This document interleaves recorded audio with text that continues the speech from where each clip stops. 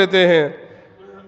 طبرانی کی حدیث ہے، شیخ البانی نے اسے صحیح قرار دیا ہے۔ راوی حدیث حضرت ابن مسعود رضی اللہ عنہ فرماتے ہیں اللہ کے نبی جناب محمد الرسول اللہ صلی اللہ علیہ وسلم ارشاد فرماتے ہیں تحترقون تحترقون فَإِذَا صَلَّيْتُمُ الصُّبْحَ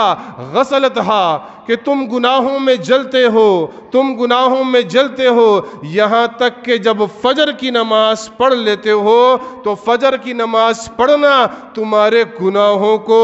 دھو دیتا ہے، تمہارے گناہوں کو صاف کر دیتی ہے یہ نماز۔ ثم تحترقون تحترقون پھر تم گناہوں میں جلتے ہو، پھر گناہوں میں جلتے ہو فَإِذَا صَلَّيْتُمُ الظُّهْرَ یہاں تک کہ تم ظہر کی نماز پڑھتے ہو غسلتها اللہ تمام گناہوں کو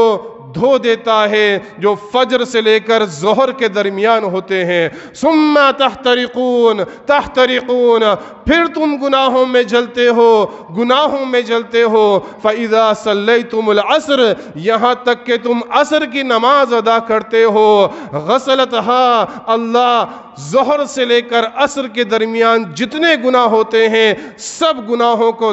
دھو دیتا ہے۔ ثم تحترقون تحترقون فَإِذَا صَلَّيْتُمُ الْمَغْرِبَ پھر تم گناہوں میں جلتے ہو، گناہوں میں جلتے ہو یہاں تک کہ مغرب کی نماز ادا کر لیتے ہو غسلتها اللہ تمہارے تمام گناہوں کو دھو دیتا ہے۔ ثم تحترقون تحترقون یہاں تک پھر تم گناہوں میں جلتے ہو، گناہوں میں جلتے ہو فَإِذَا صَلَّيْتُمُ الْعِشَاء یہاں تک کہ تم عشاء کی نماز پڑھ لیتے ہو غسلتها اللہ رب العالمین تمہارے گناہوں کو دھو دیتا ہے، معاف کر دیتا ہے۔